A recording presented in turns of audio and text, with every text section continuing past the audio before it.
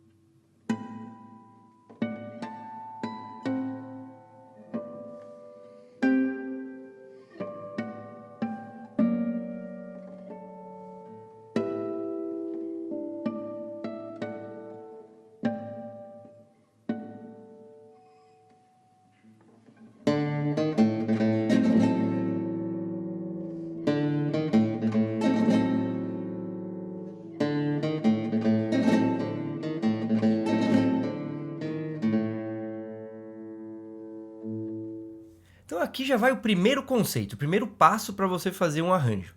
É você pegar sempre o essencial da música. Perceba como o Jorge Caballero pegou os elementos essenciais. Ele não pegou, né, as vozes que ficam falando em volta, as respostas de violino, os contrapontos. Ele pegou o essencial, a melodia, o ritmo, né, e transformou isso em coisas diferentes para o violão. Você percebe que uma hora ele fez harmônicos, na orquestra não tinha harmônicos, né? Entravam as trompas fazendo e ele colocou em harmônicos no violão. Então ele pegou cada elemento e transformou para o violão. Agora eu vou mostrar aqui outro arranjo que também tem muito a ver com isso, que é transformar uma orquestra num piano. A gente também chama isso de redução, né? Então o Liszt, né, que foi um dos maiores pianistas aí da história, um dos maiores compositores que já existiu, ele pegou todas as sinfonias do Beethoven e transformou para piano. Ficaram geniais, né, esses arranjos. E eu vou mostrar aqui da Sinfonia 5 para você.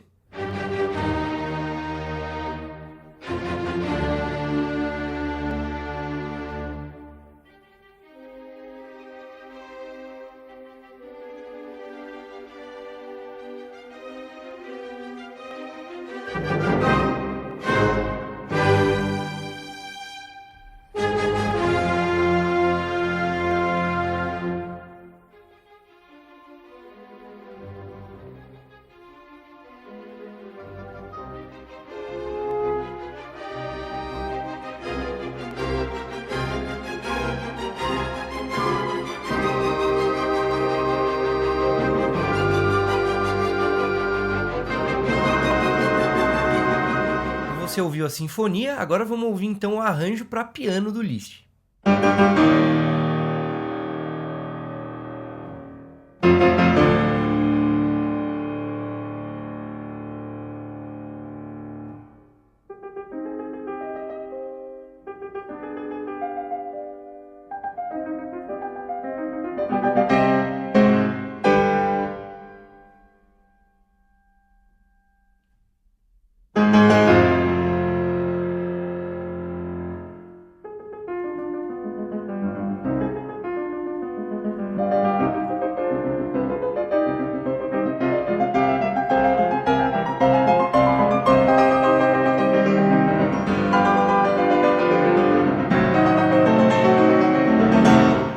Pô, então você percebeu como ficou genial, né, esse arranjo. Depois você tem que ouvir, meu, ouça todos assim, né, todas as sinfonias, porque ficou sensacional isso que ele fez. Então você percebe que ele pegou as coisas essenciais da música, né, como eu tô dizendo aqui. Ele pegou então as partes essenciais, a melodia, a harmonia, o ritmo e colocou no piano. Ele não ficou pondo os violinos que fazem contracantos, os outros instrumentos que estão por trás, fazendo outras coisas, porque não tem como, entendeu? Então qual que é a ideia? Eu já vou falar o segundo passo para você fazer um arranjo. Você utilizar poucas coisas e fazer poucas coisas com os outros instrumentos. No caso aqui, a gente viu um arranjo, entre aspas, reverso, né? A gente não pegou uma melodia e arranjou para a orquestra. Não, na verdade, os caras pegaram coisas de orquestra gigantes e tiveram que enxugar para trazer para um instrumento solo, que é o violão, o piano, né? Então, o que que tem que fazer? Quando você faz isso que eles estão fazendo, você tem que colocar o mínimo de coisas possíveis, como eu já disse, como eu já mostrei aqui que os caras fizeram, né? Não colocar todas as vozes que estão rolando na orquestra. Quando você faz o contrário, você tem que pôr pouca coisa em cada instrumento. Então você criou uma melodia, por exemplo, você quer fazer um arranjo para Big Band. Meu, não fica todo mundo fazendo solo ao mesmo tempo, entendeu? O trompete, o saxofone, o trombone. Não, eles fazem poucas coisas, pouca coisa mesmo, né? Às vezes você tem que até tomar cuidado pro músico não ficar meio entediado, né? Porque às vezes pode ficar até chato. Então, você tem que fazer pouca coisa, mas que seja divertida pro músico. Então, pensa nisso. Quando você está fazendo um arranjo para mais instrumentos, você faz cada instrumento fazer pouca coisa e coisa essencial.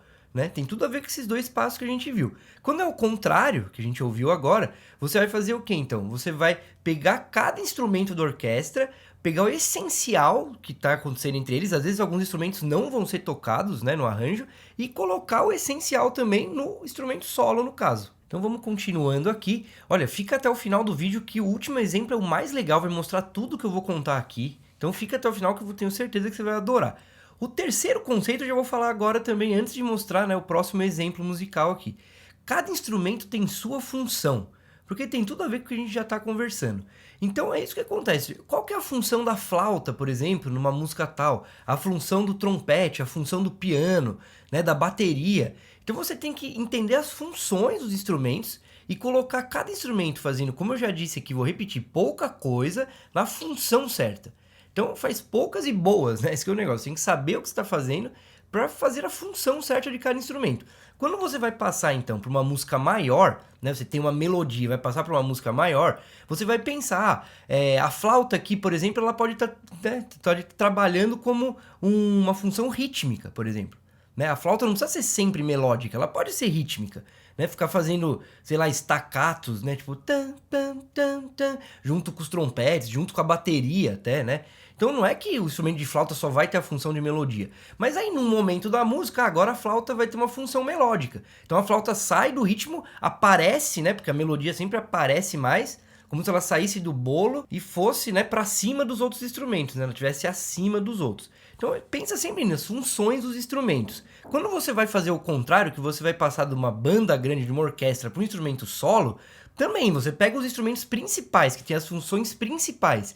Quais são as funções? Harmônica, melódica e rítmica, né?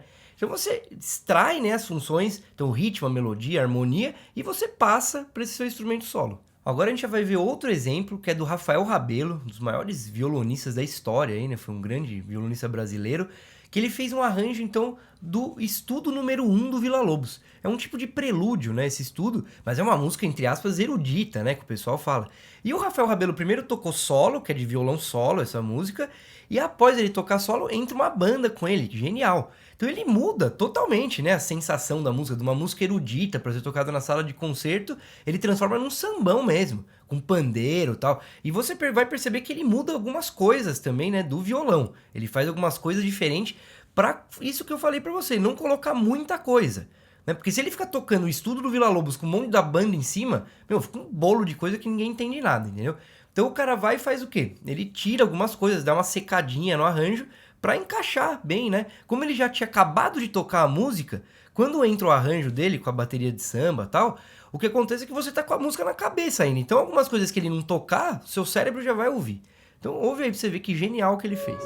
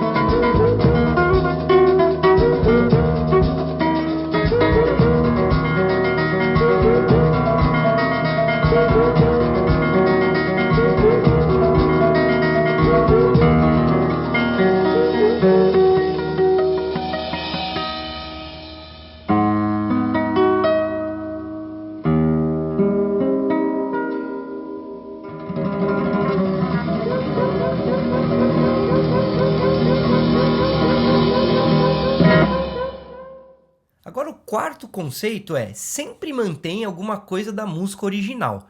Por isso que eu mostrei essa música agora, né? Mesmo você transformando Villa-Lobos em samba, você mantém alguma coisa da música original. Você vê que ele manteve, né? Porque senão, você vai transformar em outra música. né? Não que isso seja ruim, muitas vezes a gente se inspira bastante assim em outras composições, a gente desconstrói algumas coisas pra gente conseguir, né, fazer parecido com o que o outro cara fez. Isso não é plágio, isso não tem problema nenhum fazer. Só que como você tá fazendo um arranjo, se você faz uma coisa totalmente out, a pessoa que ouvir não vai entender nada, né? E arranjo é muito legal num show, ainda mais quando a gente é músico, né, que tá no início, tal, que você não é famoso, você vai fazer um show com suas músicas próprias, músicas autorais, é muito bom colocar arranjos no meio pro cérebro das pessoas descansar mesmo, né? Porque as pessoas ficam ouvindo uma música que nunca ouviram, então o cérebro tem que trabalhar mais, de verdade, tem que pensar, né? Quando você toca uma música que seu público conhece, meu, aí é tranquilo, já vai no meio, a pessoa dá até uma relaxada, fala, olha que legal, que arranjo bacana, tal. Então sempre mantenha, né, uma coisa do arranjo mesmo. Você pode mudar o tom, mudar a harmonia, mudar um pouco a melodia é mais complicado mudar, né? Mas você tem que manter alguma coisa que seja o ritmo, assim, beleza?